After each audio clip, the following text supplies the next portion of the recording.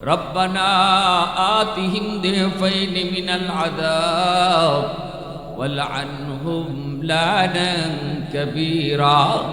আল্লাহ আমার মা বাবাকে তুমি ডাবল শাস্তি দাও, আমাকে যেই পরিমাণ শাস্তি দিছো জাহান্নামে আমার বাপ মাকে ডাবল শাস্তি দাও। জোরে আওয়াজ দিয়া কোন নাউজুবিল্লাহ।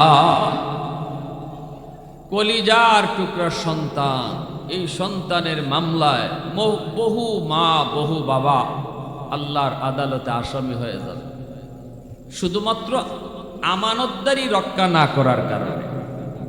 কি না করার কারণে? আমানতদারি। আমার সন্তানকে আমি কি শোনাবো? ঘরের পরিবেশে সন্তান কোরআন তেলাওয়াত শোনার কথা, কিন্তু ঘরের পরিবেশে মা দেখে টেলিভিশন দেখে, বাবা টাইম টু টাইম টেলিভিশন দেখে, মোবাইল দেখে, মোবাইলে গান বাজে, শিশু বাচ্চাটার কানের মধ্যে গানের আওয়াজ যায় রেকর্ড হইতেছে, শিশু বাচ্চাটার চোখের মধ্যে টেলিভিশনে নাচ গানের দৃশ্য রেকর্ড হইতেছে। এই বাচ্চাটা কিন্তু দুনিয়াতে আসছিল আল্লাহর ওলি হইয়া, কবরও যাইতো সে আল্লাহর ওলি হইয়া। আব্দুল কাদের জিলানী যেমন আল্লাহর ওলি, এই বাচ্চাটাও এমন আল্লাহর ওলি হয়ে আসছে, কবরেও যাইবে সে আল্লাহর ওলি হইয়া। কিন্তু ওই ঘরের পরিবেশ, গান বাজনার পরিবেশ, নামাজ না পড়ার দৃশ্য, বেপরদায় মা চলে, ওই বেপরদার দৃশ্য তার সন্তানের বিলায়ত নষ্ট করেছে, সন্তানের বুজুর্গি নষ্ট করেছে। এই সন্তান আল্লাহকে ভুলে গেছে। এজন্য কিয়ামতের ময়দানে সন্তান আল্লাহর দরবারে মা বাবাকে আসামি বানায় দিবে। আর যদি আমার সন্তানের কানে গানের আওয়াজ রেকর্ড না হইয়া কোরআন তেলাওয়াতের আওয়াজ রেকর্ড হইতো, তাহলে সন্তান কবরেও যাইতো আল্লাহর ওলি হইয়া। কোনোদিন যদি আমি বাবা কবরে জাহান্নামেও আযাবেও ভুগি, সন্তানের আমানতদারি রক্ষা করার কারণে, এই সন্তানের নেক আমলের উসিলায় আল্লাহ পাক বাপ মার কবরের আযাবও আল্লাহ মাফ করে দিতে। হাজিরিন, আমার তিলাওয়াতকৃত আয়াতের অংশ বিশেষ, এর সরল তর্জমা হলো, আল্লাহ পাক বলেন, ইন্নাল্লাহা ইয়া'মুরুকুম, নিশ্চয়ই আল্লাহ তোমাদেরকে আদেশ করেন, আন তুআদ্দুল আমানাতি ইলা আহলিহা, তোমরা তোমাদের আমানত সমূহ তার মালিককে বুঝাও। আল্লাহর আদেশ হলো আমরা যেন আমাদের আমানতগুলি মালিকরে বুঝাই। আমানত সমূহ বহু বচনে আল্লাহ এনেছে। এর দ্বারা বোঝা গেল আমার আপনার কাছে বহু প্রকারের আমানত আছে। এই আমানতগুলি আল্লাহ বলেন আমানতদারির সাথে তোমরা মালিকরে বুঝাও। আমানত কাকে বলে? যদি আমানত কাকে বলে বুঝি, তাহলেই আমরা নিজেই বের করতে পারবো যে আমার কাছে কত প্রকারের আমানত আছে। আমানত বলা হয় যে জিনিস দখলে আমার, কিন্তু মালিক আমি না। দখল আমার, কিন্তু মালিক আমি না। এখন হিসাব করলে আপনি আপনার দেহকে পাইবেন আমানত, আপনার আমার প্রত্যেকের জানটা আমানত। হ্যাঁ, এর মাঝে দেখে সবচেয়ে উল্লেখযোগ্য যে আমানতের বস্তু, সেটা হলো সন্তান। বাপমার কাছে আল্লাহর পক্ষ থেকে রাখা আমানত। কারণ সন্তান বাপমার দখলে আছে, কিন্তু সন্তানের মালিককে, আওয়াজ দিয়া বলেন, সন্তানের মালিক বাপমা না আল্লাহ? দখলে বাপমার, আর মালিককে আল্লাহ। এজন্য সন্তান বাপমার কাছে আমানত। কার রাখা আমানত? আল্লাহর রাখা আমানত। আমানতের বস্তু ব্যবহার করার তরিকা কি? তরিকা হলো নিজের কোনো মর্জি চলে না, নিজের কোনো সিদ্ধান্ত চলে না। আমানতের বস্তুর উপরে যিনি মালিক, তার সিদ্ধান্তই শুধু চলে। 1 লক্ষ টাকা ফ্যাক্টরির মালিক যদি ম্যানেজারের কাছে আমানত রাখে, এই 1 লক্ষ টাকা ম্যানেজার নিজের ইচ্ছায় ব্যবহার করতে পারবে? মালিক যেভাবে বলবে 10,000 টাকা অমুকরে, 5,000 টাকা অমুককে, 20,000 টাকা অমুকের। মালিক যেভাবে বলবে এভাবেই ম্যানেজার টাকাগুলা খরচ করলে আমানতদারি রক্ষা হবে। আর একটা টাকাও যদি ম্যানেজার তার নিজের সিদ্ধান্তে ব্যয় করে তাহলেই আমানতে খেয়ানত হবে। আমানতে কি হবে? খেয়ানত হবে। রাসূল বলেন লা ঈমান লিমান লা আমানাত লা। যার আমানতদারি নেই তার ঈমান নেই, যার আমানতদারি নেই তার ঈমান নাই, 3 বার বলছেন। অতএব সন্তান বাপমার কাছে আল্লাহর পক্ষ থেকে রাখা আমানত, এই কথাটা যেমন বুঝলাম, এটাও এখন বুঝতে হবে যে আমার সন্তান লালন পালন কিভাবে করব, সন্তানকে আমি কি পড়ালেখা করাবো, সন্তানকে আমি কি দেখাবো, সন্তানকে আমি কি শোনাবো, সব কিছুর ব্যাপারে মা বাবার কোনো সিদ্ধান্ত চলবে না। কারণ বাপ মা সন্তানের মালিক না, আমানতদার। সিদ্ধান্ত চলবে যিনি মালিক তার। তিনি কে? আওয়াজ আসতে হইলে ভাল লাগে না। তিনি কে? আল্লাহ।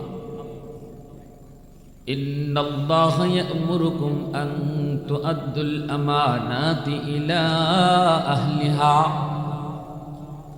এজন্য আল্লাহ পাক রব্বুল আলামিন বলেন, নিশ্চয়ই আল্লাহ পাক তোমাদেরকে আদেশ করেন তোমরা তোমাদের আমানত সমূহ মালিককে বোঝাও। অতএব সন্তান বাপমার কাছে বহুত বড় আমানত। এই সন্তানের ব্যাপারে বাপমার কোনো সিদ্ধান্ত চলবে না। আল্লাহ পাকের সিদ্ধান্ত মোতাবেক সন্তানকে খাওয়াইতে হবে, সন্তানকে পড়ালেখা করাইতে হবে, সন্তানকে বুঝাইতে হবে, সন্তান কেমন পোশাক পরবে, সন্তান কি দেখবে, সন্তান কি শুনবে, সন্তান কি বুঝবে, এই সব কিছুর ব্যাপারে সিদ্ধান্ত চলবে কার?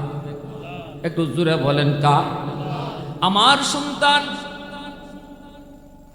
দুনিয়া আসার মুহূর্তটাতে সে আল্লাহর ওলি হয়ে দুনিয়ায় আগমন করে। যুবক, আল্লাহর নবী বলেছেন কুল্লু মাউলুদিন ইউলাদু আলাল ফিতরা ফাআবাওয়াহু ইউহাব্বিদানিহি আও ইউনাসসিরানিহি আও ইউমাজ্জিসানিহি। নবীজি বলেন সকল সন্তান দুনিয়াতে আগমন করে আল্লাহর ওলি হইয়া, আল্লাহর পরিচিতি নিয়া, আল্লাহর মারিফত অন্তরে নিয়া।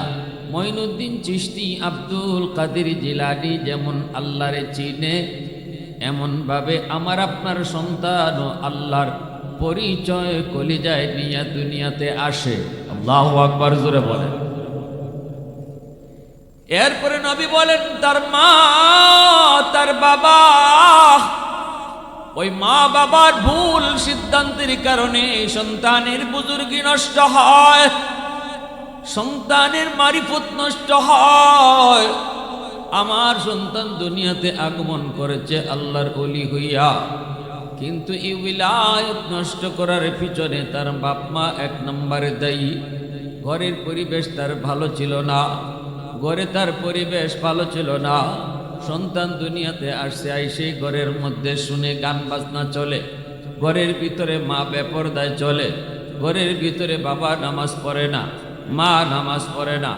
এই নামাজ না পড়ার দৃশ্য, গান বাজনার দৃশ্য, আর এইভাবেই গানের আওয়াজ আমার সন্তানের বুজুর্গি নষ্ট করেছে, আমার সন্তানের মারিফত নষ্ট করেছে, আমার সন্তানের বিলায়ত নষ্ট করেছে।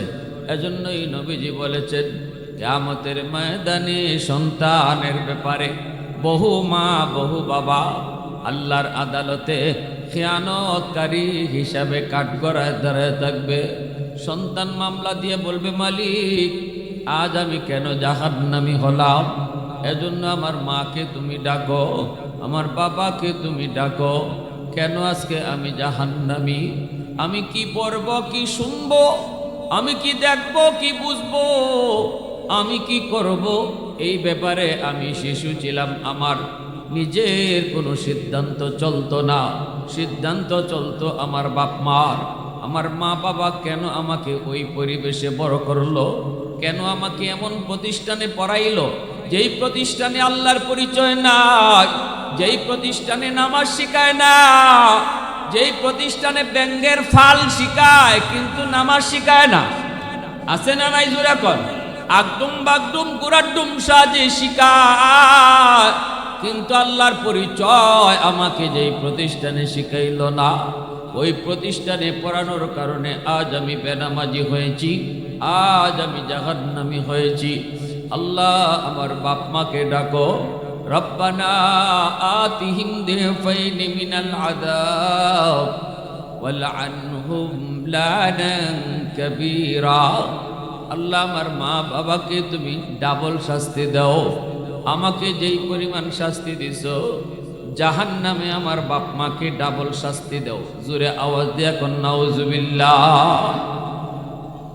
কলিজার টুকরা সন্তান, এই সন্তানের মামলায় বহু মা বহু বাবা আল্লাহর আদালতে আসামি হয়ে যাবে, শুধুমাত্র আমানতদারি রক্ষা না করার কারণে।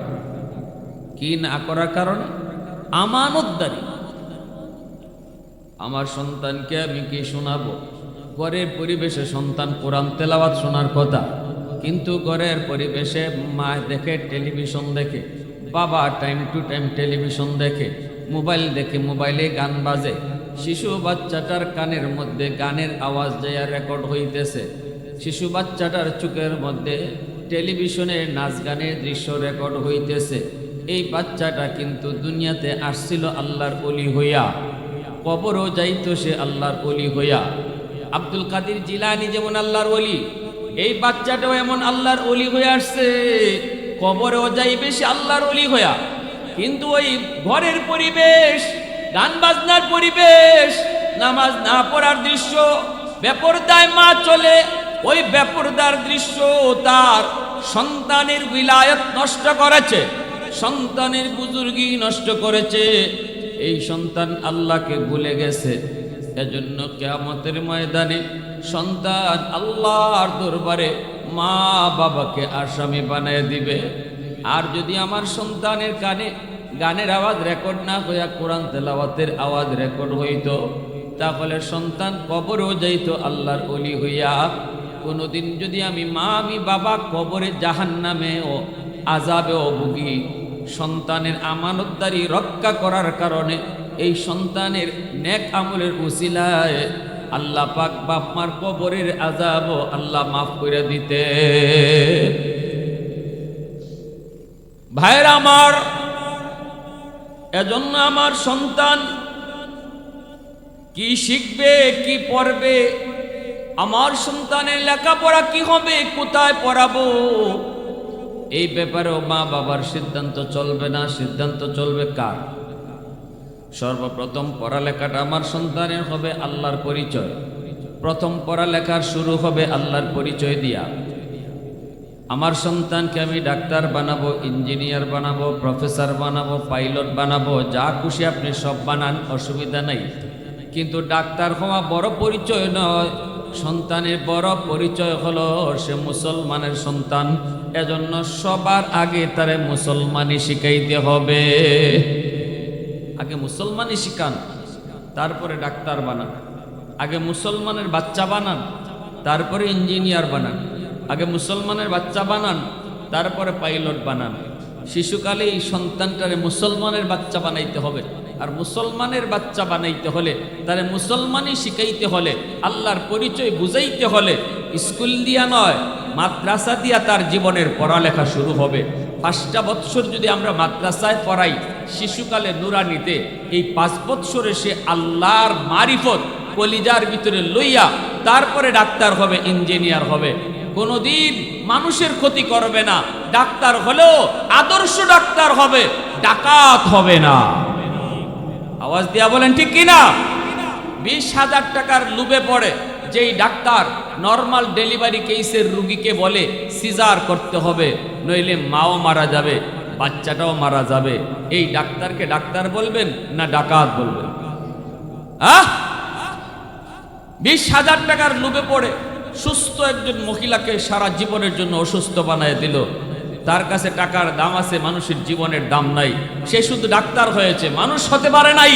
এজন্য আল্লাহ পবিত্র কোরআনের সূরাতুর রহমানের শুরুতে বলছেন, কোরআনের শিক্ষা যার জীবনে আছে, হালাল হারাম যার জীবনে আছে, জায়েজ নাজায়েজের জ্ঞান যার জীবনে আছে, বৈধ অবৈধের জ্ঞান যার জীবনে আছে, আমি আল্লাহর তালিকায় সে মানুষ। আর যার জীবনে বৈধ অবৈধ নাই, জায়েজ নাজায়েজ নাই, হালাল হারাম নাই, যা পায় তা খায়, যা দেখে তাই দেখে, আল্লাহ বলেন সে আমার কাছে মানুষ হতে পারে না। তাহলে আমার আপনার সন্তানকে মানুষের সন্তান বানায় কোরআনের শিক্ষা, মানুষের সন্তানকে মানুষ বানায় কোরআনের শিক্ষা, জায়েজ নাজায়েজের শিক্ষা, হালাল হারামের শিক্ষা, আখিরাতের শিক্ষা। এজন্যই রসুল যখন জিবরাইল আমিন গার হেরার মধ্যে রসুলকে বলছেন, নবী গো আপনি পড়ুন, ইকরা। নবী কো আনা বিকারিন, আমি পড়া জানি না। জিবরাইল কয় নবী গো আপনি পড়ুন। রসুল কয় কিসের পড়া, আমি পড়া জানি না। জিবরাইল আবার কয় নবী গো আপনি পড়েন। রসুল কয় কের পড়া, পড়া আমি জানি না। যখনই জিবরাইল বলে ইকরা বিসমি রাব্বিকাল্লাযী খালাক, পড়েন আপনি আপনার রবের নামে, তখনই আমার রসুল কয় হ্যাঁ এবার পড়তে পারি, কারণ যেই পড়াতে আমার রবের নাম নাই ওই পড়া আমি রসুল পড়তে রাজি না। যখন তুমি বলছো পড়েন রবের নামে, এবার আমি পড়তে পারি। যেরকম সুবহানাল্লাহ।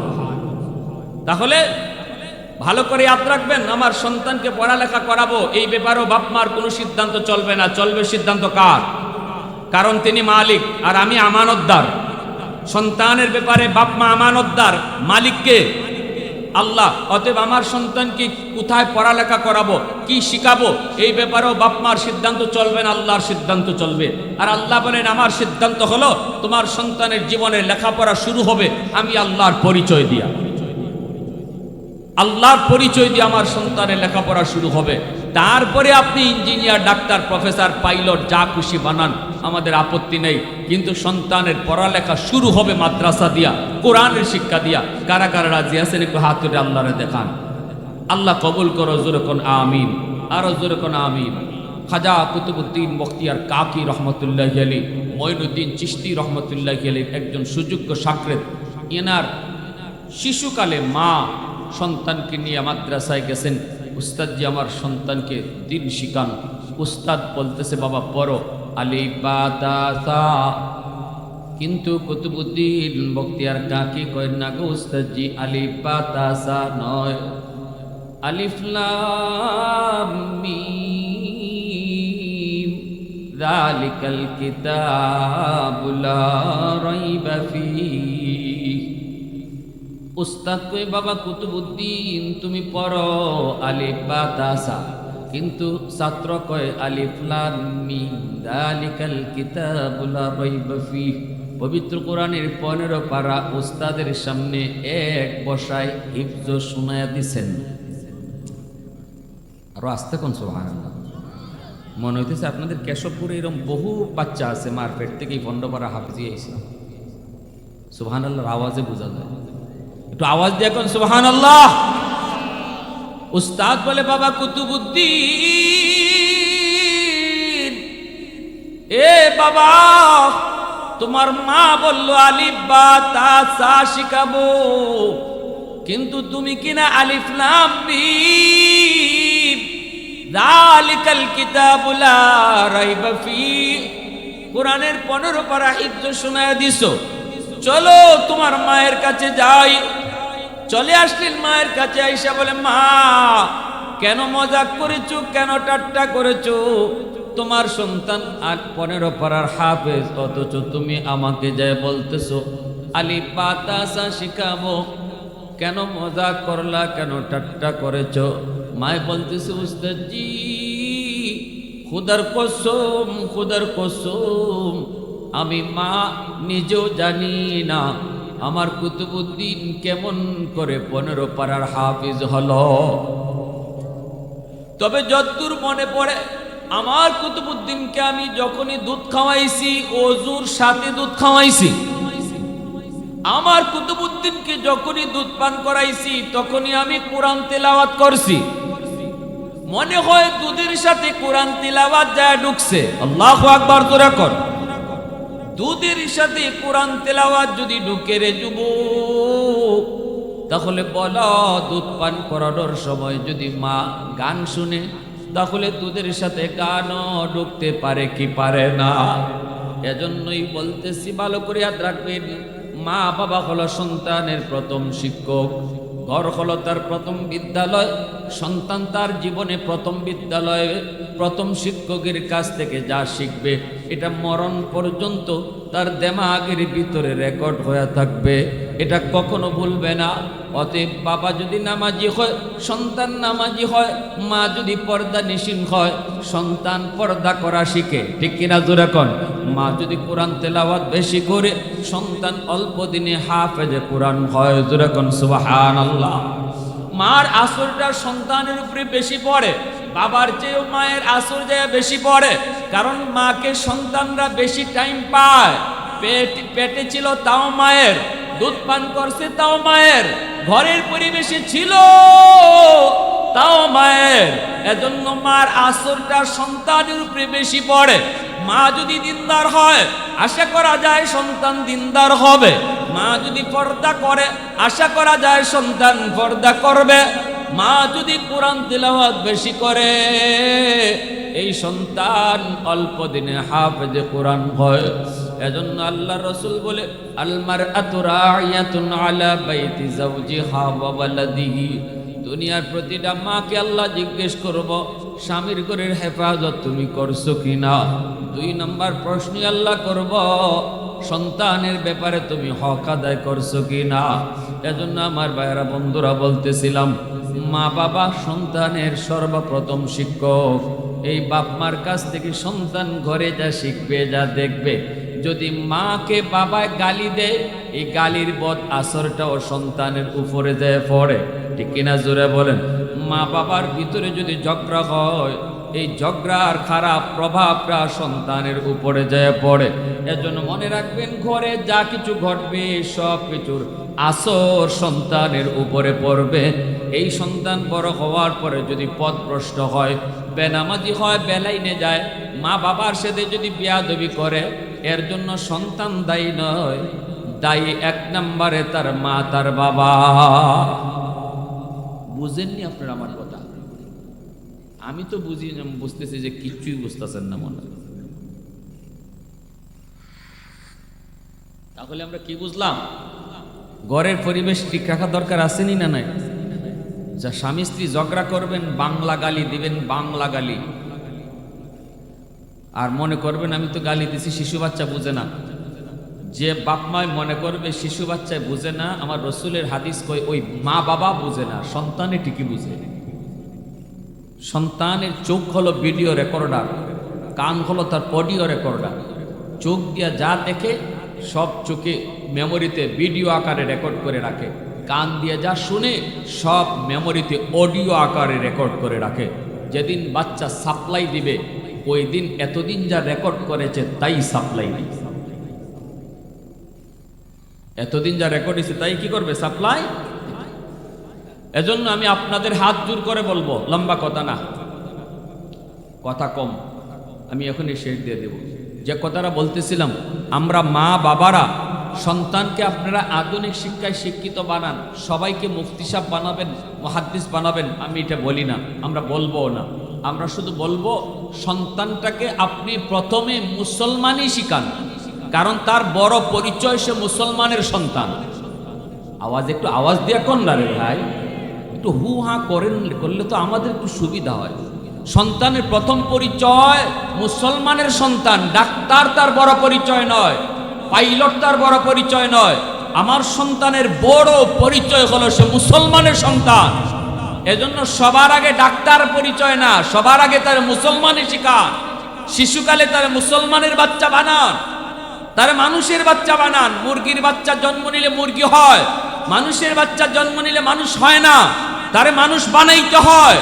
আর মানুষ বানানোর শিক্ষা হলো কোরআনের শিক্ষা। আওয়াজ দিয়া কোন ঠিক কিনা? মানুষ বানানোর শিক্ষা হলো কোরআনের শিক্ষা। এটা আমি মৌলবীর কথা না, আমার কথা হইলে আপনারা আমার কথাকে ছুঁড়ে ফেলে দিতেন। এটা আমার আল্লাহর কথা। কোরআনের পবিত্র কোরআনের সূরাতুর রহমান, শুরুতে আপনি কোরআন খুলেন, তাফসীর পড়েন। কেন আল্লাহ কোরআন শিক্ষার কথা আগে আনলেন, মানুষ সৃষ্টির কথা কেন পরে নিলেন? আল্লাহ এখানেই জবাব দিয়েছেন। যার জীবনে কোরআন আছে, যার জীবনে কোরআনের শিক্ষা আছে, যার জীবনে হালাল হারাম আছে, যার জীবনে আমি আল্লাহর পরিচয় আছে, যার জীবনে আখিরাতের ভয় আছে, সেই মানুষ। আর যার জীবনে আখিরাতের ভয় নাই, সে আমি আল্লাহর কাছে মানুষ নয়। ইঞ্জিনিয়ার হইয়া ব্রিজ বানাইছে, রডের বদলে বাঁশ ঢুকাইয়া দিছে। পত্রিকায় নিউজ আসেনি না আসে না?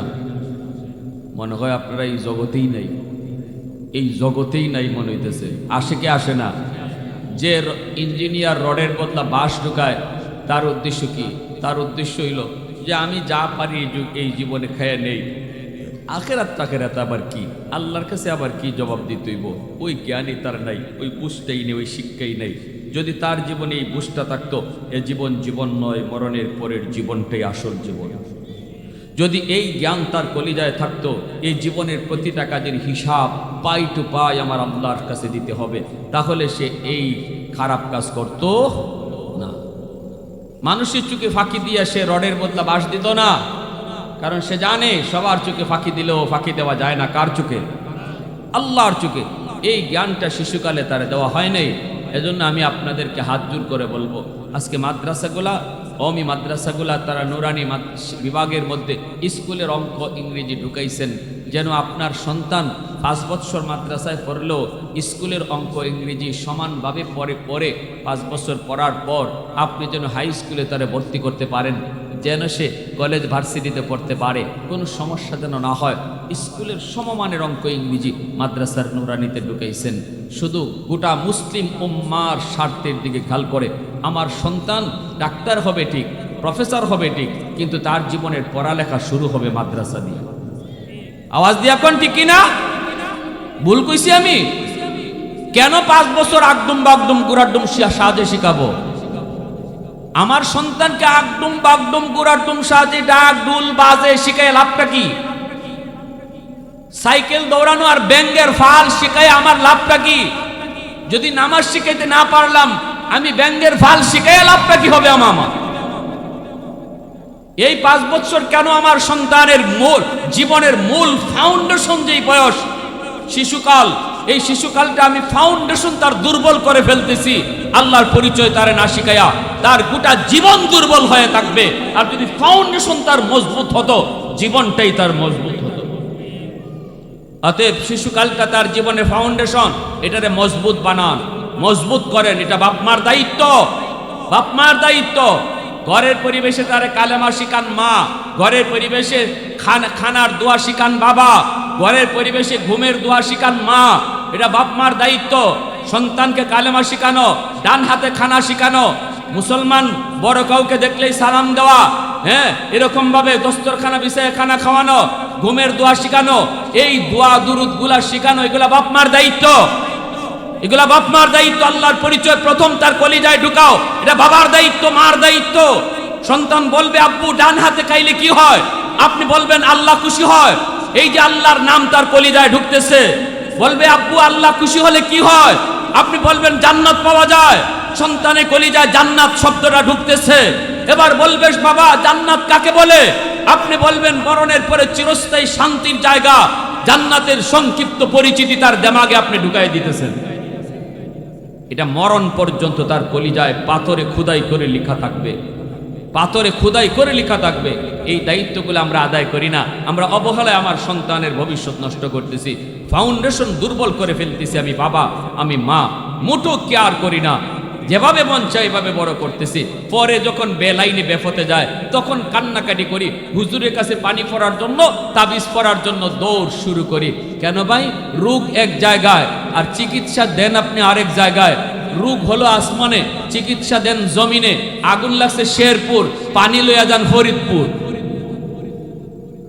সারা জিন্দিগি পানি দিলেও তো আগুন নিববে না, ঠিক কিনা জোরে কন? যেখানে আগুন ওখানে পানি দেন। শিশুকালটা আপনি দুর্বল করে ফেলছেন, তার জীবনের ফাউন্ডেশন ফাউন্ডেশন আপনি দুর্বল করে ফেলছেন। আপনি মা, আপনি বাবা, এখন আপনি বাবাকে মানে না, আপনি বাবার সাথে বেয়াদবি করে আপনি হুজুরের কাছে পানি ফোরানতে যান কেন? ওইখানে কি? আর হুজুরে পানি ফোরা দিলে কাজ হবেও না, তখন দোষ হবে হুজুরের। হায় রে, আগের হুজুর নাই, এখনের হুজুর সব বাতিল। পানি পড়ায় কাজ হয় না। পানি পড়ায় কাজ হবে কি করে? রোগ তো অন্য জায়গায়। এজন্য শিশুকালটা সন্তানের দুর্বল করবেন না, ফাউন্ডেশন দুর্বল করবেন না। এই মাদ্রাসা, যে মাদ্রাসা জামিয়া ইসলামিয়া দারুল লিখা যাবে, বড় হলে লিখতে চাবেন ঐশীর মতো রিয়াকশন করবে, রিয়াকশন। ঐশীকে যে টাইমে শিখানোর কথা ছিল বাপমার, সেই টাইমে পানি দেয় নাই, ওই টাইমে লিখে নাই, লিখছে যে টাইমে, ওই টাইমে মাটি শক্ত হয়ে গেছে। এজন্য সন্তানের হাতে বাপমা জবাই হয়েছে, জবাই।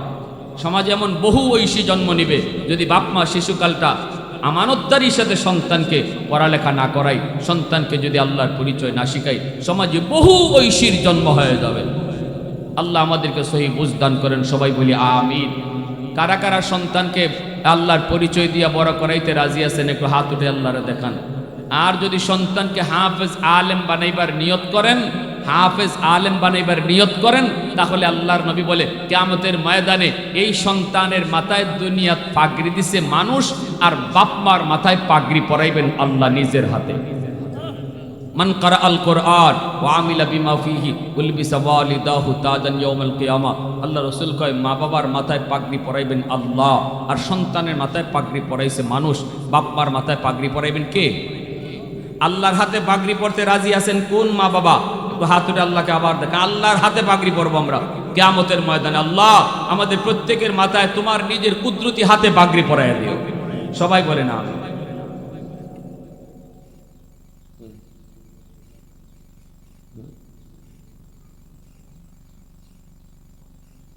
মা বোনদের জন্য অভিজ্ঞতাই বললাম। একজন মা কিয়ামতের ময়দানে আল্লাহ সন্তানের ব্যাপারে বাবাকে যদি প্রশ্ন করে একটা, মাকে প্রশ্ন করবে দুইটা। কারণ সন্তান মার টাচে বাবার চেয়ে বেশি ছিল।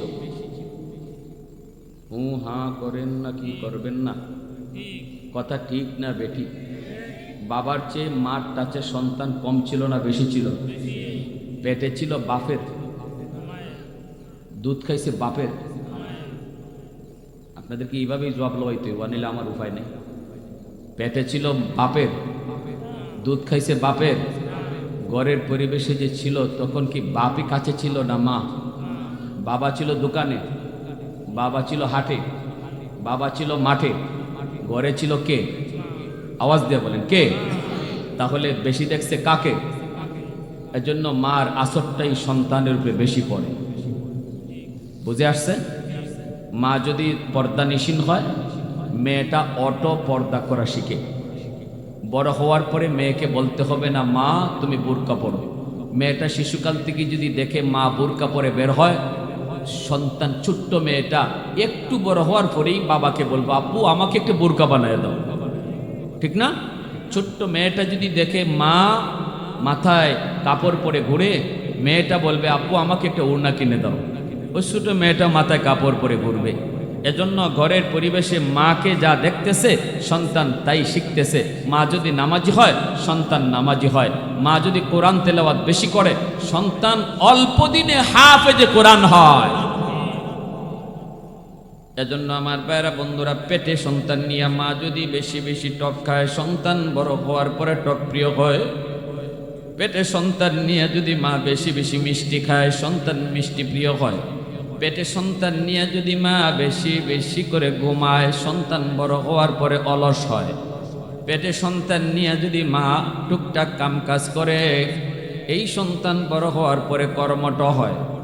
পেটে সন্তান নিয়ে যদি মা বেশি বেশি গান শুনে, সন্তান বড় হওয়ার পরে গায়ক হয়।